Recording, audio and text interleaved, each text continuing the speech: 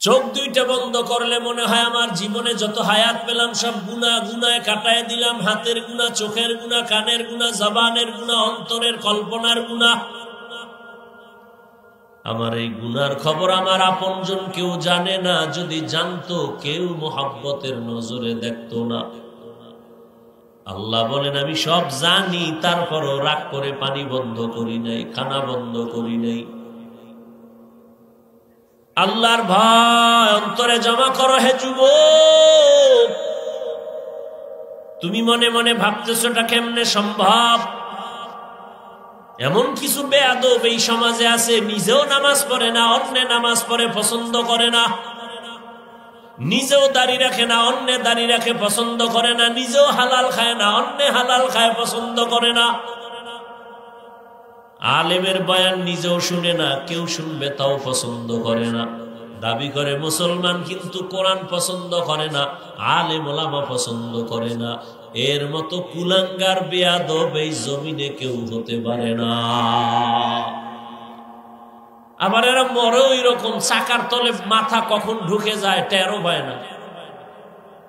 যত ঝামেলা বাংলাদেশে দেখতেছো সব আলেমদের সাথে বেয়াদবির ফলাফল। এখনো যারা আলেমদের সাথে বেয়াদবি করো, দূরে বসে করো আর কাছে বসে করো, ডাইরেক্ট করো আর ইনডাইরেক্ট করো, রেডি থাকো, তোমার পরিণাম ফলটাও ভালো হবে না। আমি শুরুতেই বৈশা বলছিলাম নবী আসবেন না, সাহাবায়ে কেরাম আসবেন না, কিয়ামত পর্যন্ত এই জাতিকে জান্নাতের পথ দেখাবেন উলামায়ে কেরাম। অতএব এই উলামায়ে কেরামদের সোহবত ছাড়া, নেক নজর ছাড়া আল্লাহ বলেন আমাকে ভয় করো, ভয়ের নাম তাকওয়া। আর এই তাকওয়া তুমি নিজে নিজে অর্জন করা যাবে না। তাকওয়ার গোডাউনের সাথে লাইন লাগাও, পাওয়ার হাউসের সাথে লাইন লাগাও। তাকওয়ার পাওয়ার হাউস লিকুল্লি শাইইন মা'দিনুন ওয়া মা'দিনুত তাকওয়া কুলুবুল আরিফিন। প্রত্যেক জিনিস রাখার একটা গোডাউন আছে। তাকওয়ার গোডাউন হলো আল্লাহর প্রিয় বান্দা যারা, তাদের কলব, তাদের নেক নজর লাগাও।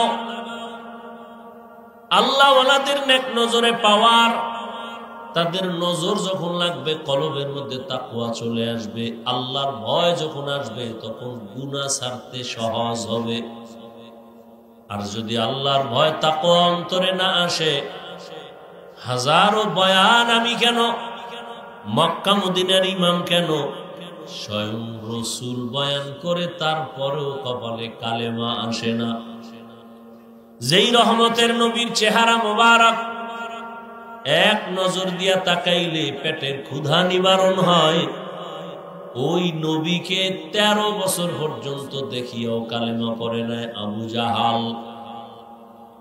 আর অন্যদিকে একজন 27 বছরের যুবক তরবারি নিয়ে দৌড়ায় আমার নবীকে জবাই করার জন্য। রহমতের নবীকে দেখা মাত্র কালেমা পড়ে মুসলমান হয়ে গেল। আল্লাহর ভয় যখন আসবে তখনই বান্দা গুনাহ ছাড়া সহজ।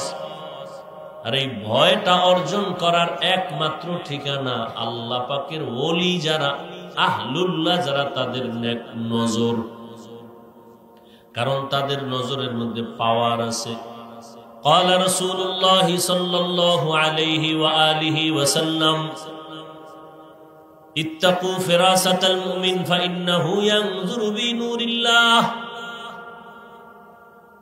আল্লাহর প্রিয় বান্দা মুমিন যারা, এদের মধ্যে ফেরাসাতের পাওয়ার আছে। তোমরা সাবধান, সতর্ক। তারা চামড়ার চোখ দিয়ে দেখে না, আল্লাহর দেয়া নূরের আলো দিয়ে তারা অনেক কিছু দেখেন। দ্বিতীয় আল্লাহ কর্মসূচি দিলেন, ওয়ালা তামুতুন্না ইল্লা ওয়া আনতুম মুসলিমুন। তোমরা কেউ মুসলমান না হওয়া পর্যন্ত মরণ বরণ করিও না। আল্লাহ তাআলা বলেন না মাওলানা না হইয়া মরিও না, পীর না হইয়া মরিও না, ডাক্তার, প্রফেসর, ইঞ্জিনিয়ার না হইয়া মরিও না, ধনী না হইয়া মরিও না। তুমি ধনী না গরিব, আলেম না মূর্খ, ইমাম না মুক্তাদি, ডাক্তার না রোগী, জানার প্রয়োজন নাই। পরিচয় আল্লাহর আদালতে একটাই, তুমি মুসলমান কিনা। মুসলমান কাকে বলে? আল্লাহ মুমিনকে বললেন মুসলমান হইয়া মরো। এখানে আমরা সবাই মুমিন, এমনকি আমরা সবাই মুসলমান, কিন্তু আল্লাহ বলেন এই মুমিন, মুসলমান না হইয়া মরিস না। কেমন যেন মনে হয় আল্লাহ আমাদের বুঝাইলেন আমরা মুমিন হইছি, মুসলমান এখনো হতে পারি নাই। আল্লাহ তাআলা অন্য এক আয়াতে বলেন ইয়া আইয়ুহাল্লাযীনা আমানু দুখুলু ফিস-সিলমি কাফা ওয়ালা তাত্তাবিউ খুতুওয়াতিশ শাইতান ইন্নাহু লাকুম আদুউম মুবিন।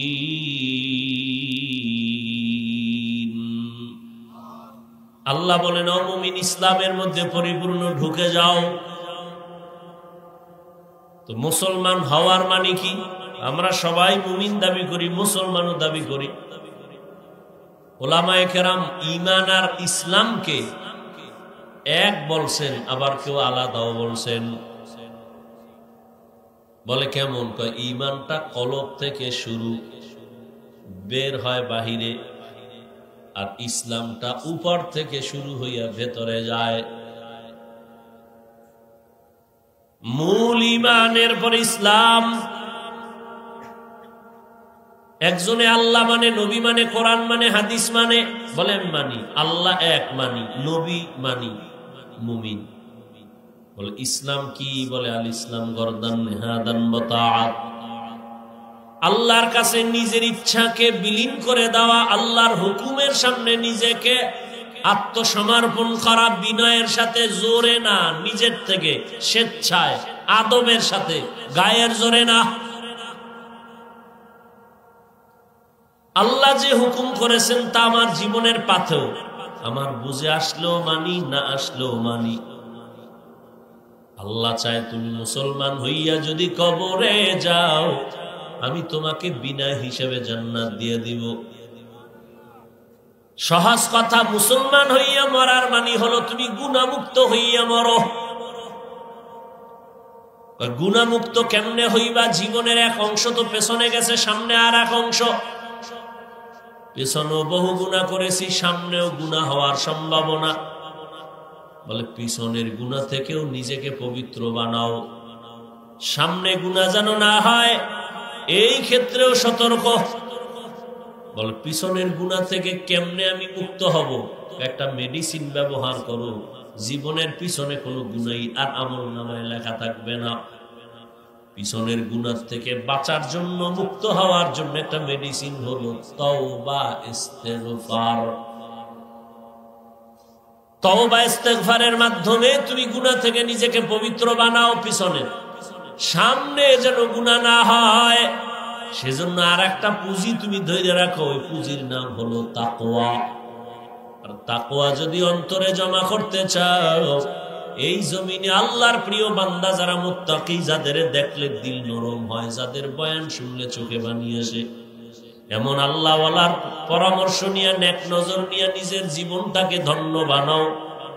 গুনাহমুক্ত হইয়া বিছানায় যাও, না হয় মরার আগেই কিন্তু বিপদ শুরু হয়ে যাবে। ও আমার কলিজার যুবক বাবারা,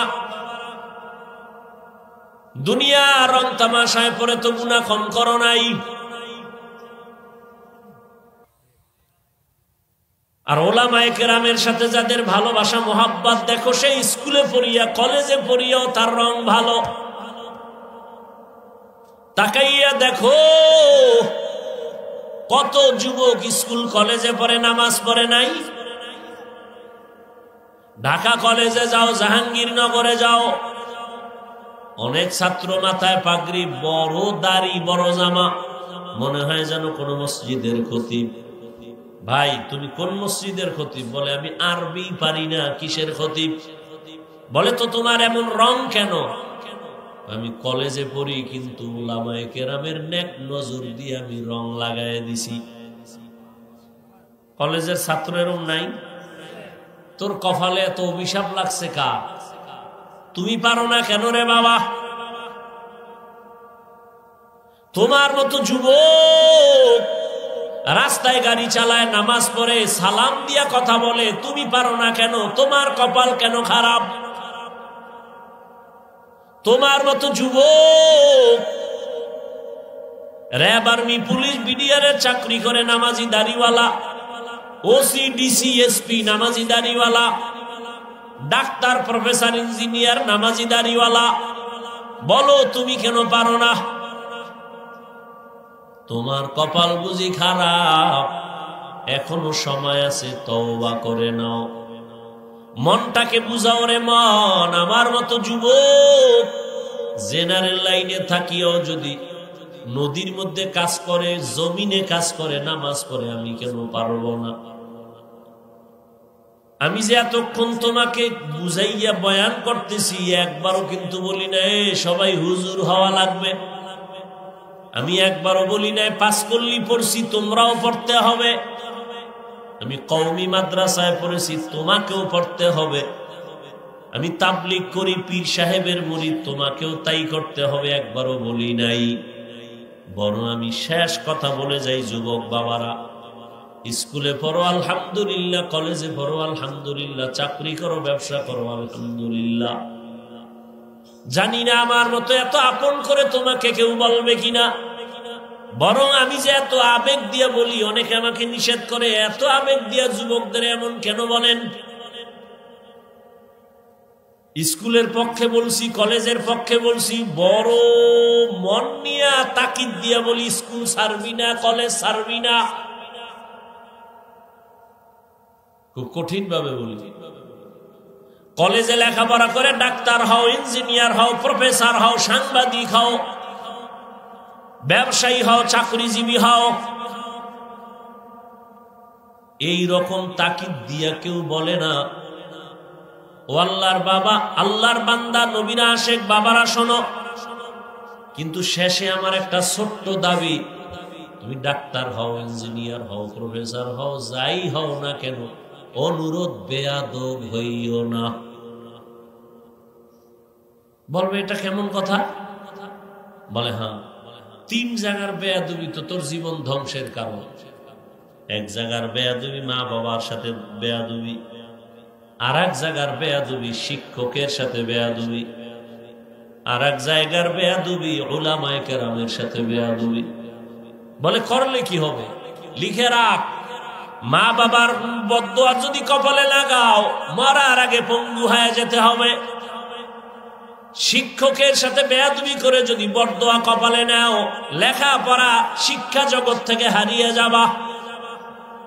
উলামায়ে কেরামের সাথে বেয়াদবি করে যদি বদদুয়া কপালে লেগেই যায়, জীবনের সুন্দর আদর্শ খুঁজে পাইবা না। আমি কিন্তু তোমার লাইনের মানুষদের দিয়ে উদাহরণ দিয়ে দিছি। তোমার লাইনের মানুষ আছে জেনারেল লাইনে, আল্লাহর হুকুম মতো চলে, আলেমের পরামর্শ নিয়ে চলে। এখনো সময় আছে, শুধু এতটুকুই বুঝাও রে মান। হাফিজ ভাই তো একবারও বলে নাই টুপি দাড়ি রেখা তসবিহ হাতে নিয়ে বড় হুজুর হও। বরং আমি বলে গেলাম, তুমি ডাক্তার হও, তবে বেয়াদব হইও না। যদি বেয়াদবি কইরা ডাক্তার হও, তাসলিমার মতো জুতা খাইয়া দেশ থেকে পালানো লাগবে। আদবালা ডাক্তার হও, ইঞ্জিনিয়ার হও, প্রফেসর হও, সাংবাদিক হও, ব্যবসায়ী হও, মা বাবার দোয়া নিও, শিক্ষকের দোয়া নিও, উলামায়ে কেরামের পরামর্শ নিয়ে নবীর তরিকা মেনে চলো। তোমার জন্য এটা কঠিন লাগে, কিন্তু আমি যে উদাহরণ দিছি এর জবাব খুঁজো। তোমার লাইনের ছেলে যদি পারে, তুমি পারবা না কেন? আর কোন নতুন ওয়াজের দরকার নাই। ওই যে একটু আগে বলছিলাম না, কপাল যদি ভালো হয় তো নবীজিরে জবাই করতে এসেও কালেমা পড়ে।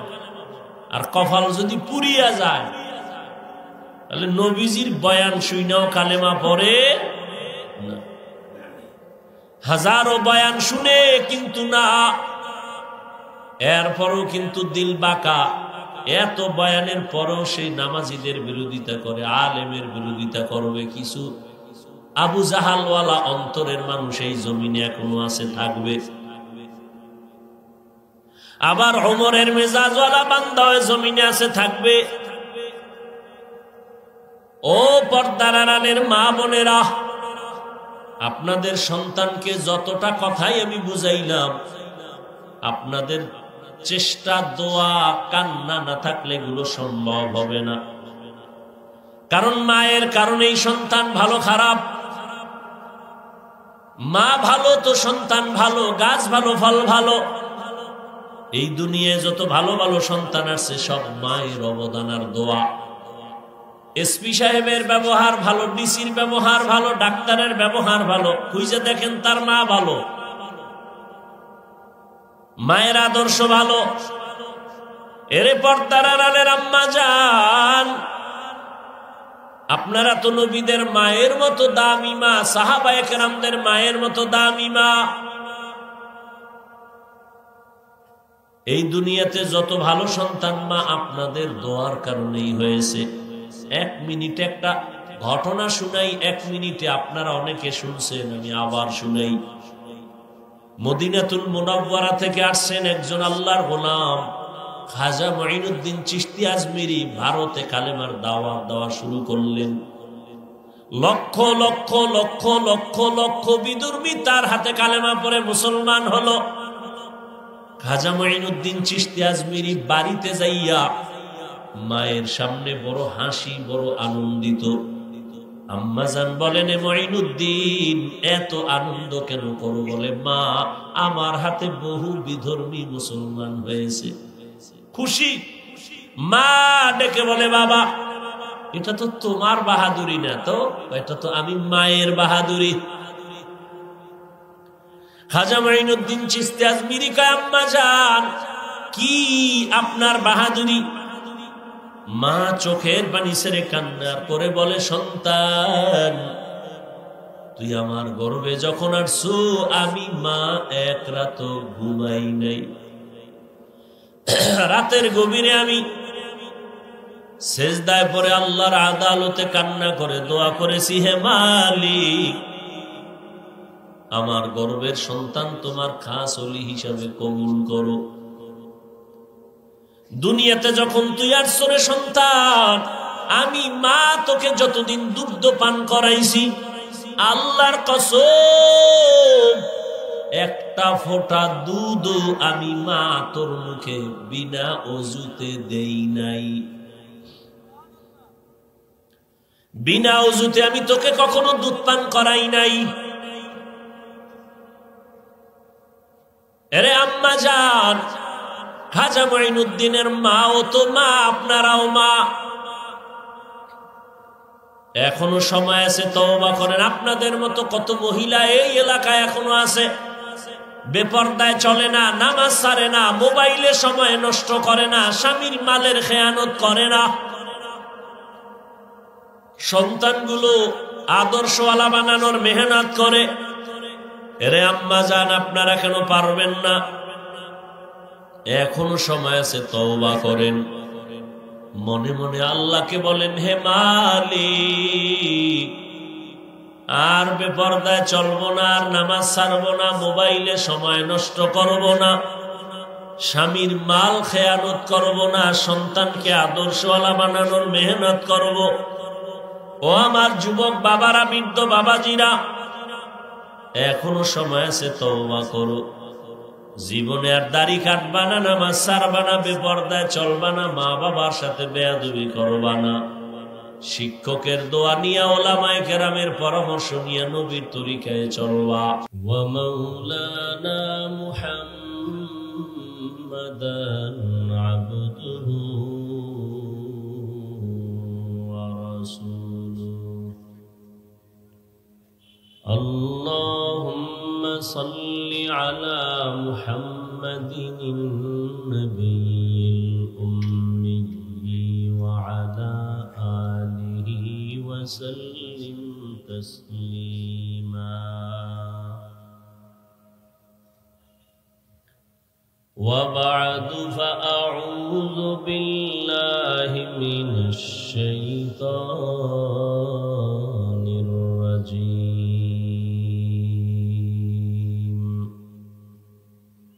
বিসমিল্লাহির রাহমানির রাহিম।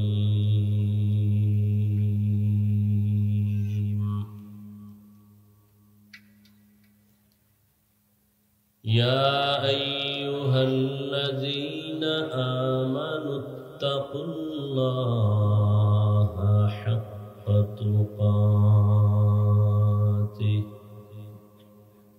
ولا تموتن إلا وأنتم مسلمون.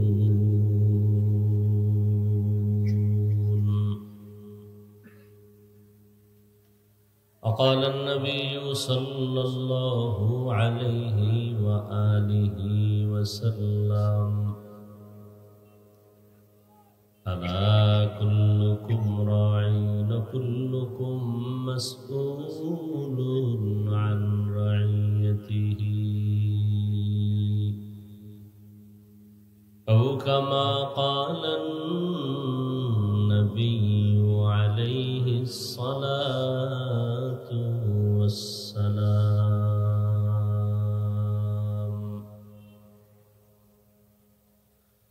صدق الله مولانا العظيم وصدق رسوله النبي الأمي الكريم، ونحن على ذلك من الشاهدين والشاكرين والذاكرين، والحمد لله رب العالمين.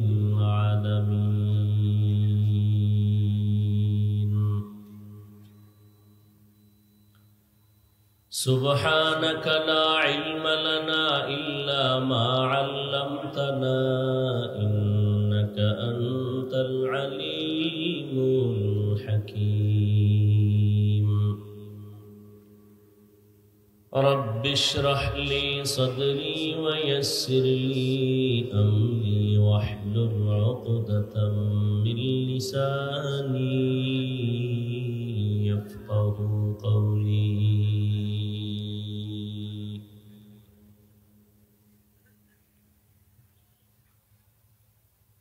दुर्फशानी ने तेरे कतरों को दरिया कर दिया,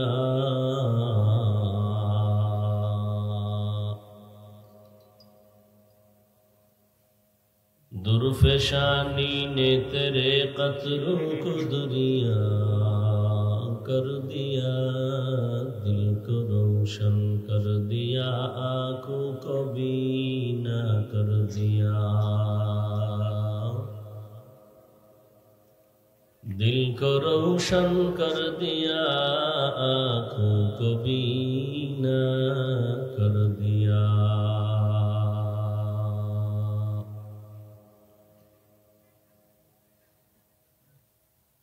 हकीकत खुल जाएगी बवक़्ते इम्तिहान तेरे, हकीकत खुल जाएगी बवक़्ते इम्तिहान तेरे, कि सुस्ती में या मेहनत में गुजारी जिंदगी तूने, कि सुस्ती में या मेहनत में गुजारी जिंदगी तूने।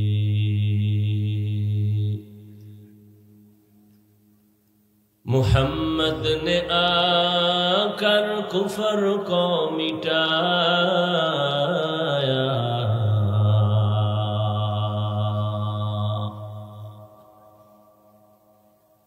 मुहम्मद ने आकर कुफर को मिटाया, कुफर को मिटाकर सदाकत बताया,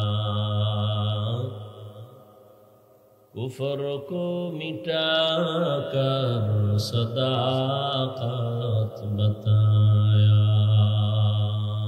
এই সাউন্ডটা স্পষ্ট হয় না কেন? রিকো বন্ধ করো, রিভার্ব দাও, সাউন্ড স্পষ্ট করো।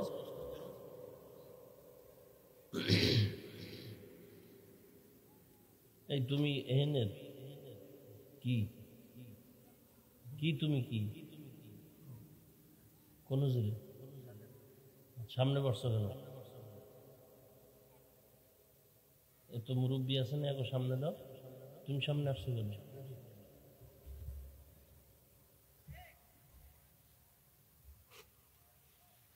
ওয়াজ মাহফিল কি বলবো, আল্লাহ বেজার হয়ে যায়, ভালোই লাগে না। এই যে মোবাইল নিয়ে পাগল হয়ে গেছে।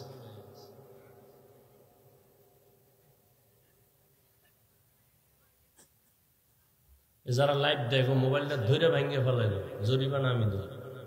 যারা লাইভ দিবে ধৈরে ভেঙে ফেলাই, ফাইজ নেমি যত, আল্লাহর মোহব্বত নাই, মানুষকে দেখাইতেছে আমি এখানে বসছি লাইভ দিতেছি। সব লাইভ বন্ধ করে দেন, যার সামনে যারা লাইভ দিছে মোবাইল বন্ধ করেন।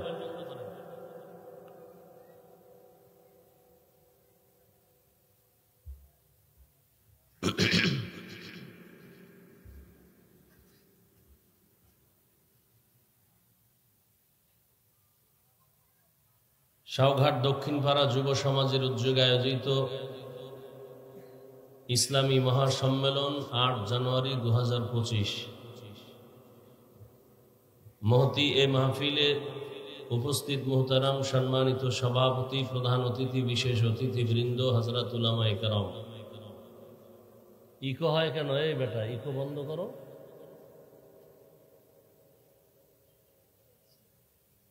আর মনিটরের সাউন্ড বাড়াও, হালকা মনিটরের সাউন্ড বাড়াও। আল্লাহ পাকের দরবারে শুকর যে আল্লাহ আমাদেরকে সুস্থ রেখেছেন এবং পৃথিবীর শ্রেষ্ঠ মজলিস, উলামায়ে আহলে হকের মজলিস, গুনাহ মাফের মজলিস, তওবা কবুলের মজলিস, বরকতিয়ে মজলিসে আল্লাহ আমাদেরকে আসা বসার তৌফিক দান করেছেন। মোহাব্বতে জবান খুলে শুকর আদায় করি আলহামদুলিল্লাহ। দরুদ ও সালাম সৈয়দুল মুরসালিন, রহমাতুল্লিল আলামিন, শফিউল মুজনিবিন, খাতামুন নবিয়্যিন, সৈয়দুস সাকালাইন, ইমামুল মুরসালিন, শফিয়ে আযম, রাসূল আকরাম, রহমতে আলম, নবিয়ুল আরব আল আজম, হাবিব কিবরিয়া, আশরাফুল আম্বিয়া, সৈয়দুল আম্বিয়া, হযরত মুহাম্মদুর রাসূলুল্লাহ। সবাই আবার পড়েন। নবীর নামে দরুদ পড়লে সওয়াব না গুনাহ? একবার পড়ছেন সাল্লাল্লাহু, সাথে সাথে 3টা পুরস্কার আল্লাহ দিয়ে দিয়েছেন। প্রথম পুরস্কার 10টা গুনাহ মাফ হয়ে গেছে। দ্বিতীয় পুরস্কার 10টা নেক আমলনামায় যোগ হয়েছে। তৃতীয় পুরস্কার আল্লাহর দরবারে 10 গুণ মর্যাদা বেড়ে গেছে। 10টা গুনাহ যে মাফ হলো, এই 10টা গুনাহ আল্লাহ নেক দ্বারা পরিবর্তন করে দিয়েছেন। আপনারা অনেক রাগ করতেছেন আমার উপরে। আচ্ছা, কেউ যদি আমার বয়ানটা রেকর্ড করতে চায়, বয়ান শুনবে, তাহলে এই মিডিয়ার থেকে সকালবেলা ডাউনলোড করে নিতে পারবে না? বলেন। তা তুমি মোবাইল হাতে নিয়ে কেন এই শুধু শুধু সময় নষ্ট করো? নাম্বার 2, রেকর্ড করার ইচ্ছা থাকলে তো লাইভ দেওয়া লাগে না? লাগে? লাইভ কেন?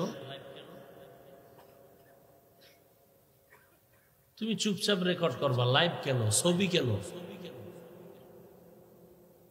বসছেন বেহেশতের বাগানে, বসে বসে করতেছেন কবিরা গুনাহ, তো কিসের হেদায়াত হবে?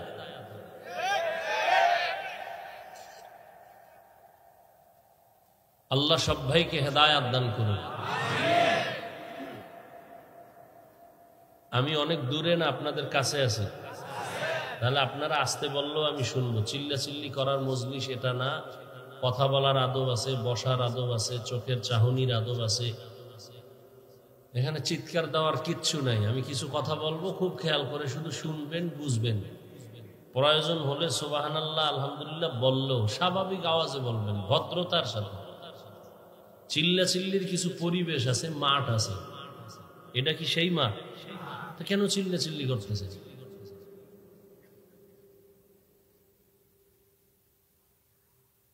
এই বলনেওয়ালা থাকবে না, মরে গেলে এক এক করে সব মরে যাবে, তখন সবাই এক লাইনে থাকবে। এখন আমি খারাপ কেন? আমি একা বলি।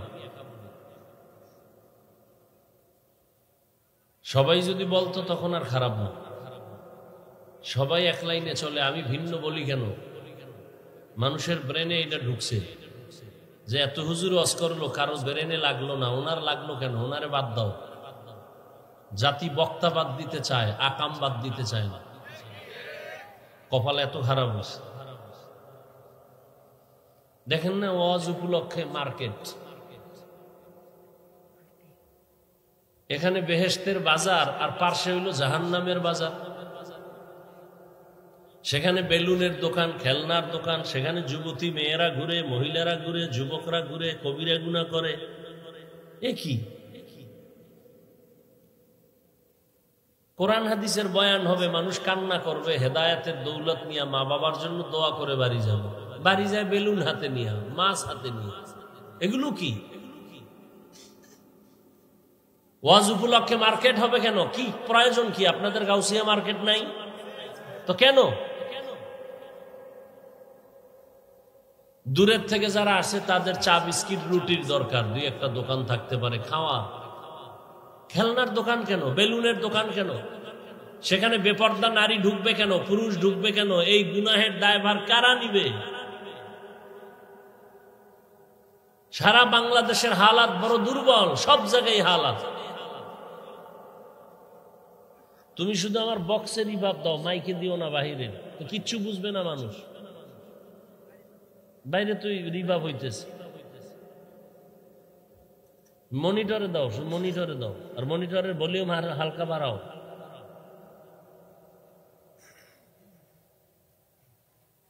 আল্লাহ সবাইকে হেদায়াত দান করুন।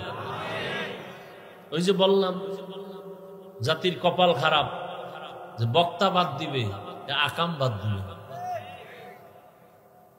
আল্লাহ আমাকে হেদায়াত দান করুন। আপনাদের হেদায়াত লাগলে আপনারা বইলে নিয়ে, দোয়া করলেও মামলা হয়। এই জন্য আমার দোয়া আমি করে নিলাম, আপনাদের লাগলে করে নিলাম। আল্লাহ আমাকে হেদায়াত দান করুন। আপনাদের লাগলে আপনারটা আপনি বলে নেন, জানলা আমারও দিও।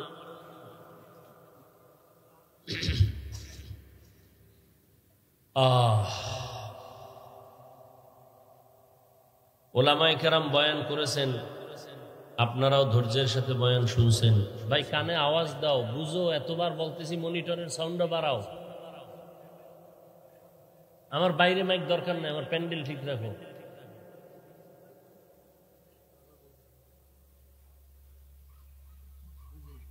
আমি আপনাদের দোয়া নিতে আসছি, আমার দোয়ার খুব দরকার। সবাই কি বড় দোয়া করেনি? আর যে চোরারা বড় দোয়া করে, ওদের বড় দোয়া কবুলও হবে না। কথা বুঝেন? ভালো মানুষ কখনো বড় দোয়া করে না, দোয়া করে। আল্লাহ পাক এ মাহফিল হেদায়াতের জরিয়া হিসেবে কবুল করেন। যারা আয়োজন করেছেন আমার যুবক বাবারা, আল্লাহ তাদেরকে দ্বীনের দায়ী খাদেম হিসেবে কবুল করেন। অনেক জায়গায় যুবকরা ওয়াজ মাহফিল করে, 13তম 14তম নামাজ পড়ে না। কি হয়ে এত সুন্দর ওয়াজ করাইতেছ নামাজ? এই মানুষ হেদায়েত হইলে আমরা এই উসিলায় জান্নাত পাবো। সর্বাঙ্গে ঘা ঔষধ দিব কোথা? ওলামায়ে কেরামের ইজ্জতকে আল্লাহ বেশি বেশি বাড়ায় দেয়। ওলামায়ে কেরামের বিরোধিতা যারা লেখালেখি করে, বলা বলি করে, আল্লাহ ওদের হেদায়াত দান করে। খুব কঠিন এক ষড়যন্ত্র চলতেছে আলেমদের বিরুদ্ধে। আমার মুসলমান বাবারা বুঝে না, না বুঝেই ফেসবুকে আবল তাবল বলা বলি করে, লেখালেখি করে। ওলামায়ে কেরামের বিরুদ্ধে লেখা মানেই হলো ইসলামের উপরে কলম ধরা। ওলামাদের বদনাম মানে ইসলামের বদনাম। কারণ কিয়ামত তো চিল্লাইতে নিষেধ করছি না? কিয়ামত পর্যন্ত নবীজি আর আসবেন, সাহাবায়ে কেরাম আসবেন, কোন আইম্মায়ে কেরাম আসবেন। কিয়ামত পর্যন্ত এই জাতিকে সঠিক পথ দেখাবেন কোরআন সুন্নাহর আলোকে একমাত্র ওলামায়ে কেরাম। সারা দুনিয়ার বিধর্মীরা চিন্তা করছে যে ইসলাম বন্ধ করো বললে মাইর, ওয়াজ বন্ধ করো এটাও বলা যাবে। কি করা যায়? আলেমের দোষ বের করো, বের করে মানুষের সামনে প্রকাশ করো। মানুষের প্রতি যদি আলেমের ঘৃণা এসে যায়, আলেমের প্রতি মানুষের অন্তরে ঘৃণা জমে, তখন আর আলেমের পিছে নামাজ পড়বে না, বয়ান শুনবে না, তো অটোমেটিক দ্বীনের আলো নিভে যাবে। যেমন মক্তব চলতো না সকালবেলা, বাংলাদেশে দাঁড়িয়ে কোনো হিন্দু, কোনো বৌদ্ধ, কোনো ইহুদি, কোনো খ্রিস্টান কোনোদিন বলে নাই, কোনো নাস্তিক বলে নাই মক্তব বন্ধ করো। এমন অপকর্ম আর চক্রান্ত করেছে, অটোমেটিক মক্তব বন্ধ হয়ে গেছে। ফজরের আজান দিতে মুয়াজ্জিন সাহেব যখন উঠেন, তখন ঘরের আম্মাজান উঠেন, সন্তানকে কেজিতে পাঠাবেন, ওখানে বই ফ্রি, গাড়ি ফ্রি, নাস্তা ফ্রি। বড় কঠিন হালাত। এখন মক্তব অটোমেটিক বন্ধ হয়ে গেছে। আলেমের ষড়যন্ত্র পেছনে লাগছে, আন্তর্জাতিক চক্রান্ত। আমগো দেশের অন্ধভক্ত কিছু আছে, বুঝে না, মনে চাইছে 2 কলম লিখে দিছে, মনে করছে সে কামিয়াব হয়ে গেছে, সফল হয়ে গেছে। একদিকে ইসলামের বদনাম করলো, অন্যদিকে নিজের কপালকে পুড়ে ফেলল। এজন্য দোয়া করলাম যে আলেমের ইজ্জত আল্লাহ বাড়ায় দেন। যারা তাদের সম্মান নষ্ট করার বিভিন্ন প্রক্রিয়ায় ষড়যন্ত্র করে, লেখালেখি করে, আল্লাহ তাদের হেদায়াত দান করে। আমি আপনাদের সামনে সংক্ষিপ্ত কিছু আলোচনা করব। কোরআনে হাকিমের সূরা আলে ইমরানের এক আয়াত পড়েছি, নবীজির হাদিস থেকে এক টুকরো হাদিস পড়েছি। ইখলাস ও রুহানিয়াতের সমন্বয়, সহি নিয়তে, সহি তরিকায়, সহি কিছু কথা আমাকে বলার মতো, আপনাদেরকে শুনবার মতো দয়াময় আল্লাহ তৌফিক দান করবে। আমাদের পুরো বডির জন্য মূল চালিকা শক্তি রূহ। কি? রুহটা না থাকলে দেহের কোনো দাম। ঠিক আমাদের বয়ানের মূল চালিকা শক্তি আওয়াজ। বাতিরও দরকার নাই, প্যান্ডেলেরও দরকার নেই। মূল কি? আপনাদের 2-4 ঘন্টা, আমাদের তো প্রতি রাত, প্রতিদিন টাইম মতো ঘুম নাই, খানা নাই। একটু চিন্তা করেন তো, আল্লাহ পাকের কুদরত ছাড়া কেমনে সম্ভব? প্রতিদিন ফজরের পরে, জোহরের পরে, আসরের, কালকে এই টাইমে বয়ান করি কোথায়? চট্টগ্রাম। তো চট্টগ্রাম থেকে 1 ঘন্টা দূরে রাঙ্গুনিয়া। আবার আজকে কিছু ঘুমায়, আবার মাগরিব পরে বয়ান করলাম সেই হাজারীবাগ, মোহাম্মদপুর। এইভাবে চলতেছে। আল্লাহ তাআলা দয়া না করলে কোনো বক্তার মাস্তানি নেই এখানে কিছু করার, আল্লাহর দয়া। সেই ক্ষেত্রে একটু বারবার চাই যে সাউন্ড সিস্টেমটা ভালো হোক। যে বারবার বলতেছে আমার কানে আওয়াজ দরকার, আমার বাইরের আওয়াজ আসতেছে, সামনের বক্সের আওয়াজ কানে আসে, শুধু বাইরের আওয়াজ আসতেছে। সবকিছু ভালো, সেটিং ভালো, সবকিছু। অনেক সময় ভলিউম লড়াইতে লড়াইতে আরো ডিস্টার্ব করে, বেশি বলতে গেলে আরো ঝামেলা, শেষে যা আছে এটুকু থাকবে। আল্লাহ, তোমরা এই বক্সের সাউন্ডটা বাড়াইলে সমস্যাটা কি বলো তো? কি সমস্যাটা কি?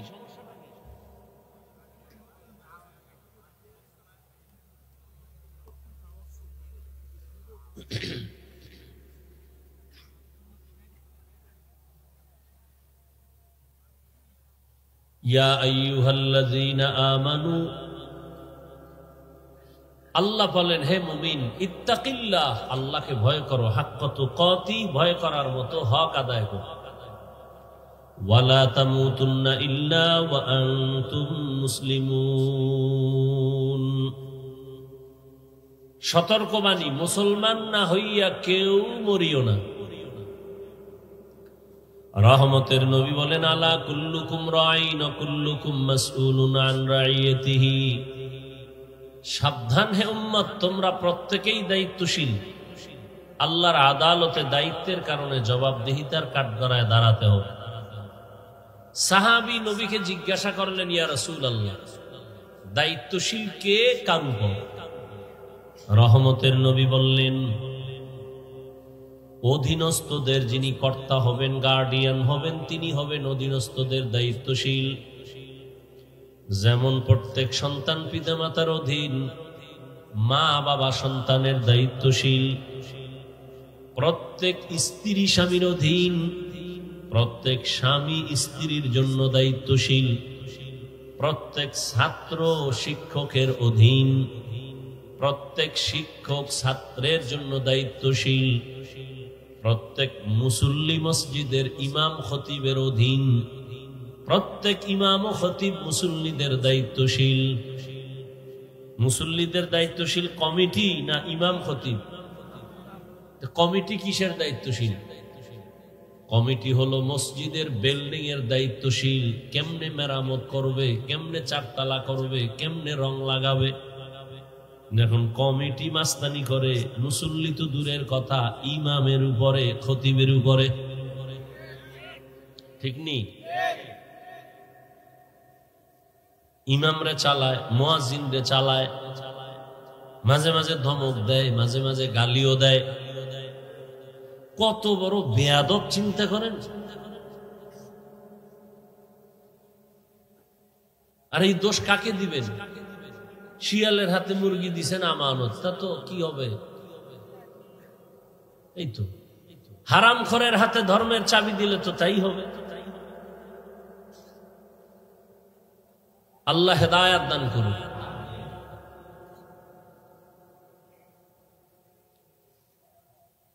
যে গাড়ির ড্রাইভারের লাইসেন্স নাই, চালাইতে পারে না, এর যদি ড্রাইভিং এ বসায় বলেন চালাও, তো খালে যাবে। আউযুবিল্লাহ পারে না, বিসমিল্লাহ পারে না, ইমামের ভুল ধরে, ইমামকে পরিচালনা করে। খতিব সাহেব বয়ান করবে কোরআন হাদিস দিয়ে, এমনি বয়ান করেন, সেমনে বয়ান করেন।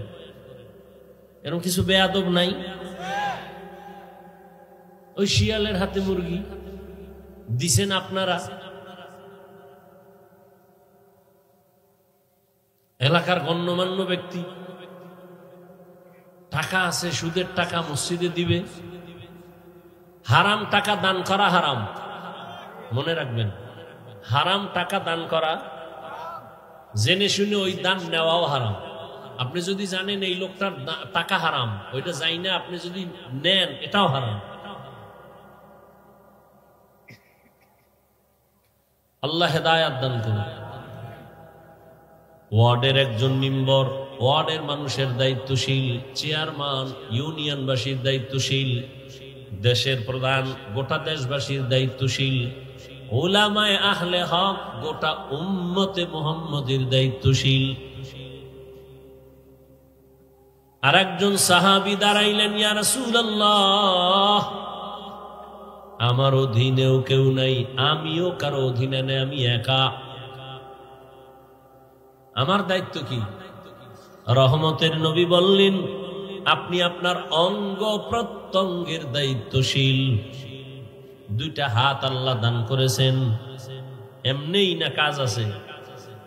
কাজের জন্য আছে। চোখের দায়িত্ব দিয়ে আল্লাহ পাঠাইছেন, দুটো কান দিছেন, এগুলোর আলাদা আলাদা ডিউটি আছে। কিয়ামতের ময়দানে এই ডিউটি পালন না করলে জবাবদেহিতার কাঠ গড়ায় দাঁড়াতে হবে। আল্লাহ পাক জিজ্ঞাসা করবেন, হাত যেই কাজে দিলাম ব্যবহারের জন্য করেছো কিনা? অনেক মিথ্যার আশ্রয় নিবে, মাইরের ভয় বলবে হ্যাঁ করেছি, অথচ করে নাই। তো করছে না করে নাই আল্লাহ এটা জানে না? জানে। এবার আল্লাহ জিহ্বাকে বন্ধ করে হাতকে বলবে কথা বল। اليوم نختم على أفواههم وتكلمنا أيديهم وتشهد أرجلهم بما كانوا يكسبون دست گوید من چونی دزدیده ام لب گوید من چونی بوسیده ام چشم گوید چیده ام غمزه حرام گوش گوید چیده ام سمر الکلام কিছুক্ষণ বসবেন না বিড়ির আবার নেশা উঠবে? কবে এত ঠান্ডা লাগে একটু গরম করি শরীর, বিড়ি বুড়ি টান টান দিয়ে আবার এবং নিজের কপালটাও নষ্ট করেন না। আল্লাহ নিয়ে আসছেন, শুকর আদায় করিয়া মা বাবার জন্য একটু দোয়া করিয়া যান। এই বরকতি মজলিস কালকে মিলবে আর আপনি কালকে সুস্থ থাকবেন, আসতে পারবেন, কোনো গ্যারান্টি নেই। চোখের সামনে তাজা মানুষগুলো চলে যাইতেছে, কোনো রোগ নাই, হঠাৎ করে বুকে ব্যথা, ধর বলার আগে নাই।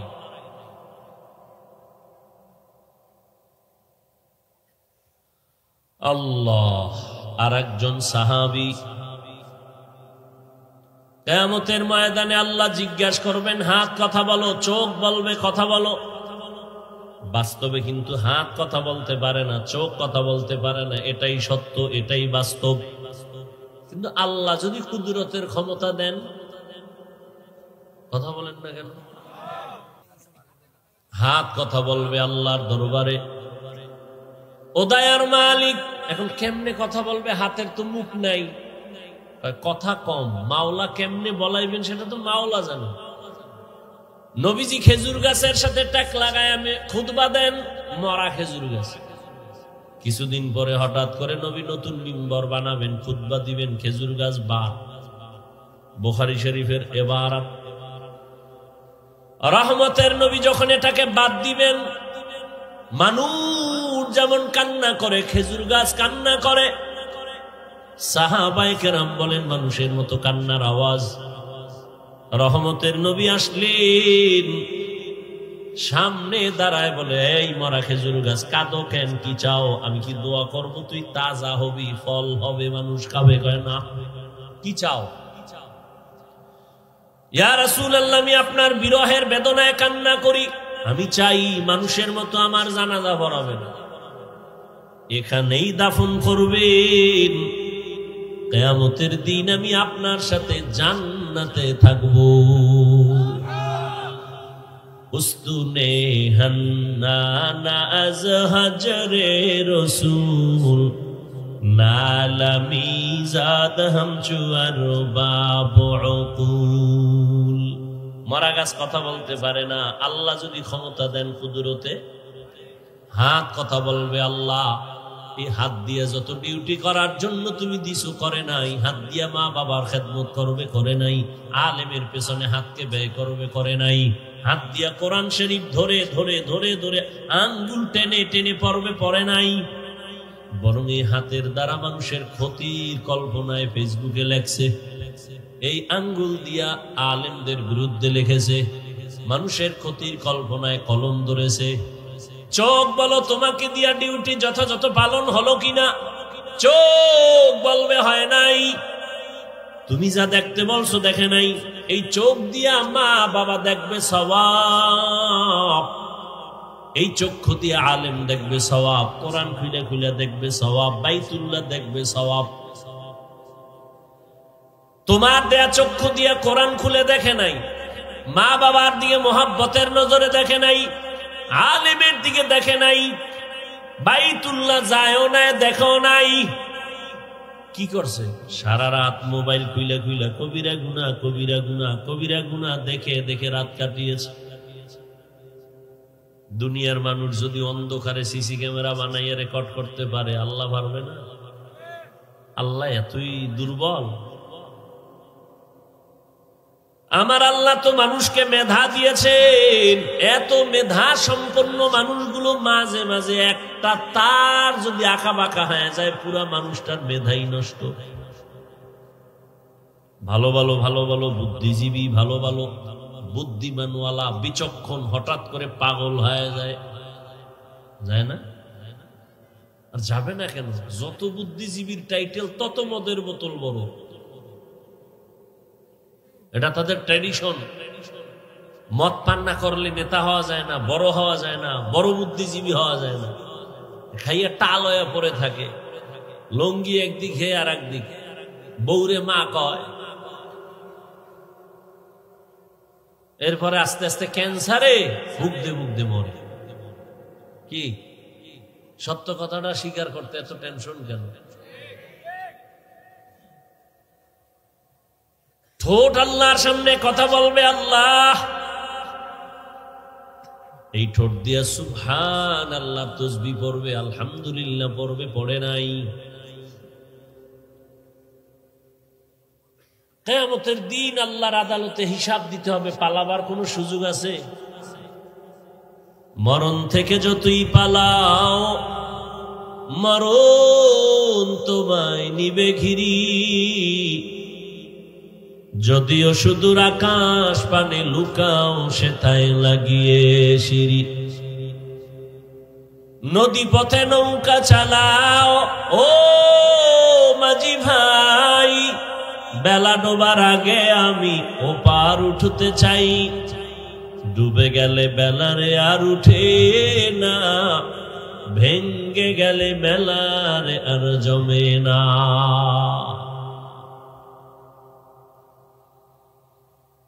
কিয়ামতের ময়দানে হাজির হতে হবে, পালাবার কোনো রাস্তা নাই। ও আমার কলিজার যুবক,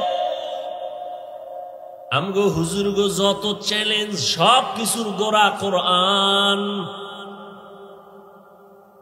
এটা এমন একটা কিতাব, সিন্ধুকে কেউ তালা মেরে রাখে নাই খোলামেলা। ১৫০০ বছরের বেশি হয়ে গেল, আমার আল্লাহ নিজে চ্যালেঞ্জ দিয়েছেন এই কোরআনে কোনো ভুল নাই, লা রাইবা ফি। আজও পর্যন্ত কোনো পণ্ডিত ভুল বের করতে পারে নাই।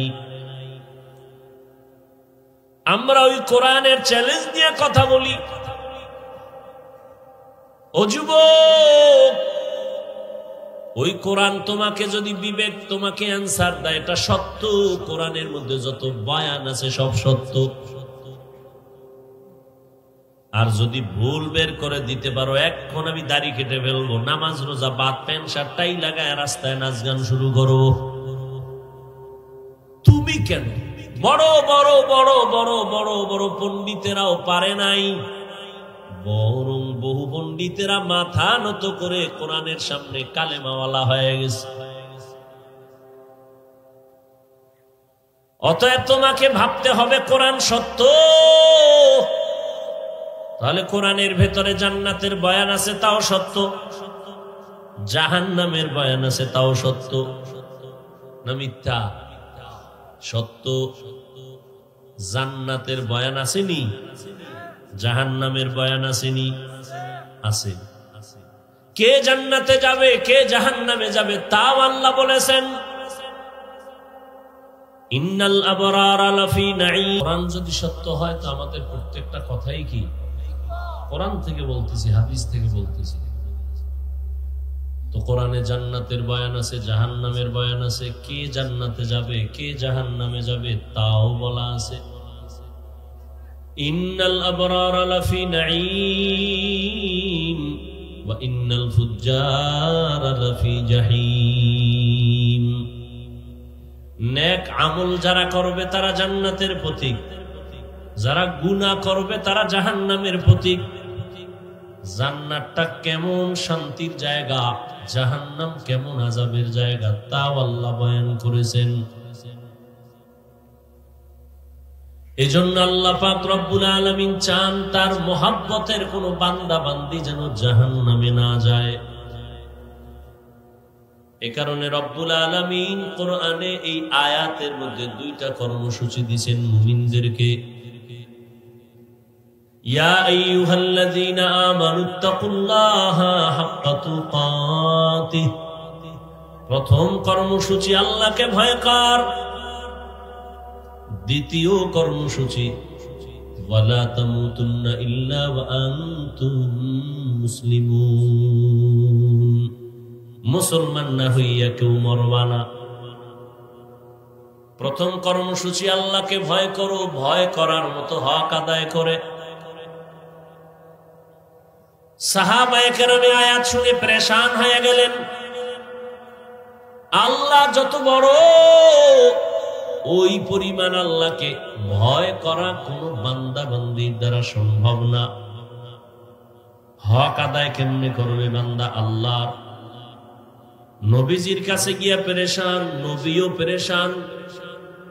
সাথে সাথে আল্লাহ সান্ত্বনার আয়াত নিয়ে জিব্রাইলকে পাঠায় দিলেন, যাও নবীরে গিয়া আয়াত শুনায় দাও, ইত্তাকিল্লাহা মাস্তাতাতুম। আমার হক আদায় করে ভয় করতে হবে না। কিন্তু প্রত্যেক বান্দা বান্দি যেন তার সাধ্য মতো আল্লাহকে ভয় করে। এই ভয়ের নাম তাকওয়া। যে ব্যক্তি আল্লাহকে ভয় করবেন ওই ভয়ের নাম তাকওয়া। যিনি ভয় করবেন তার নাম মুত্তাকি। এই ভয় সবার অন্তরে জমা থাকে না, অর্জন করা লাগে। কিন্তু আশ্চর্য, সবাই তো বলে আমি আল্লাহকে ভয় করি। এখানে এত মানুষ, আমি যদি প্রশ্ন করি আপনারা কারা কারা আল্লাহকে ভয় করেন, সবাই হাত উঠাবে না? অথচ এখানে এমন আশিকে রাসূল আছেন, ফজর পড়ে নাই, যোহর পড়ে নাই, আসর পড়ে নাই, মাগরিব পড়ে নাই, এশাও পড়ে নাই, সেও বলে আমি আল্লাহকে ভয় করি। আমি নামাজ পড়িয়াও বলি আল্লাহকে ভয় করি। আপনি রোজা না রাখিয়া বলেন আল্লাহকে ভয় করি। আমি রোজা ঠিক রেখে বলি আল্লাহকে ভয় করি। আমি হালাল খাইয়া বলি আল্লাহকে ভয় করি। আপনি হারাম খাইয়া বলেন ভয় করি।